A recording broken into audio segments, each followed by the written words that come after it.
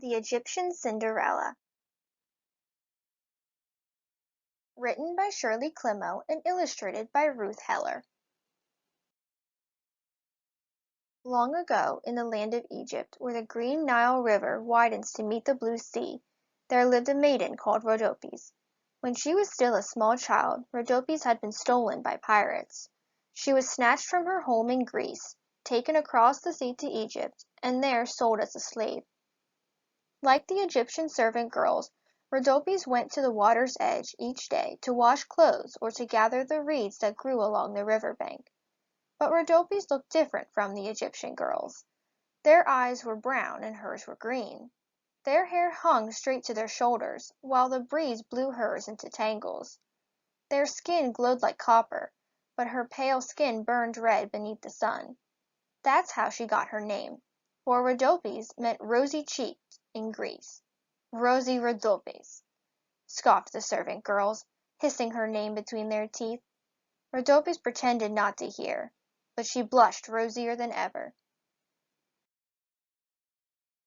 Although her master was kind, he was old and liked to doze beneath a fig tree. He seldom heard the servant girls tease Rhodopis. He never saw them ordering her about. "Hurry, Rhodopis!" they would shout at her. "The geese are in the garden eating up the onions." "Mend my robe." "I'm hungry, Rhodopis, bake the bread." Rhodopis always hurried to do their bidding, for the Egyptian girls were household servants, and she was only a slave.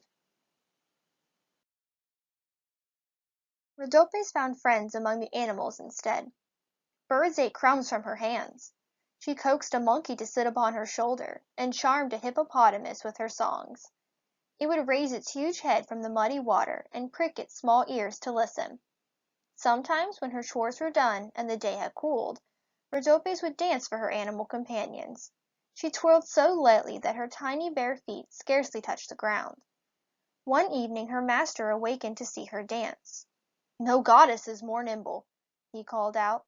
"Such a gift deserves a reward." He tugged his chin whiskers, thinking, then declared, "You shall go barefoot no longer." Her master ordered a pair of dainty slippers made especially for Rhodopis. The soles were of real leather, and the toes were gilded with rose-red gold. Now when Rhodopis danced, her feet sparkled like fireflies. The rose-red slippers set Rhodopis more apart than ever. The Egyptian servant girls were jealous, for they wore clumsy sandals woven from papyrus. Out of spite they found new tasks for her to do, keeping Rhodopis so busy that she was too tired to dance at night. One evening, Kippa, who was the chief among the servant girls, announced, "Tomorrow we sail for Memphis to see the Pharaoh. His Majesty is going to hold court for all his subjects."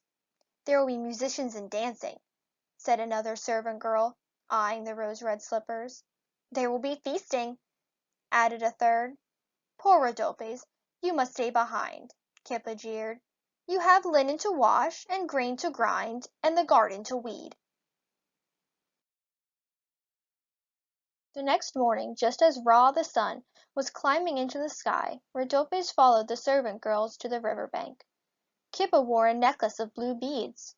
Bracelets jingled on the wrists of the second. The third had tied a many-colored sash about her waist. Although Rhodopis wore a plain tunic, on her feet were the rose-red slippers. "Perhaps they will let me come along to see the Pharaoh after all," she thought. But the three servant girls pulled their raft around the bend in the river without giving Rhodopis a backwards glance. Rhodopis sighed, and turned to the basket piled high with dirty clothes. "Wash the linen, weed the garden, grind the grain." She slapped the wooden paddle against the cloth in time to her song. The hippopotamus, tired of so dull a tune, pushed out of the reeds and splashed into the river. "Shame!" cried Rhodopis, shaking her paddle. "You splattered mud on my beautiful slippers." She polished the shoes on the hem of her tunic until the rosy gold glittered in the sun. Then she carefully put them on the bank behind her. "Wash the linen, weed the garden," Rhodopis began again, when suddenly a shadow fell on the water. Rhodopis jumped. A great falcon, the symbol of the god Horus, circled in the sky with wings spread so wide they blotched out the sun. "Greetings to you, proud Horus." Rhodopis murmured. She bowed her head and felt a rush of air on the back of her neck. When Rhodopis dared to lift her eyes, she saw the falcon soar away. Dangling from his talons was one of her beautiful slippers. "Stop!" she pleaded. "Come back!" But the bird did not heed her. He flew toward the sun until he was no more than a dark speck against the gold. Rhodopis bit her tongue. One shoe was worse than none at all. Now she'd have to dance like a stork, hopping about on one foot, and even the monkey would laugh. Rhodopis tucked the slipper into her tunic and returned to her laundry, salting the river with her tears. After Rhodopis had lost sight of the falcon, the mighty bird followed the course of the Nile to the city of Memphis, to the square where the Pharaoh was holding court. There the falcon watched and waited. The Pharaoh's name was Amasis. On his head he wore the red and white crown of the two Egypts. The double crown was heavy and pinched his ears. He preferred driving his chariot fast as the wind to sitting on the throne. Amasis yawned. At that very moment the falcon dropped the rose-red slipper into his lap. The slipper was so bright that Amasis thought it was a scrap of the sun. Then he saw the falcon wheeling overhead. "The god Horus sends me a sign!" exclaimed the Pharaoh. He picked up the rose-red slipper. "Every maiden in Egypt must try this shoe. She whose foot it fits shall be my queen. That is the will of the gods." Amasis dismissed the court, called for his chariot, and began his search at once. When the Egyptian servant girls arrived in Memphis, they found the throne empty and the streets deserted. They were so angry on their return that even seeing Rhodopis without her rose-red slipper did not please them. "Slaves are better off barefoot," snapped Kippa. The Pharaoh journeyed to distant cities. He tracked the desert where pyramids tower over the sand, and he climbed the steep cliffs where falcons nest. The rose-red slipper was always in his hand.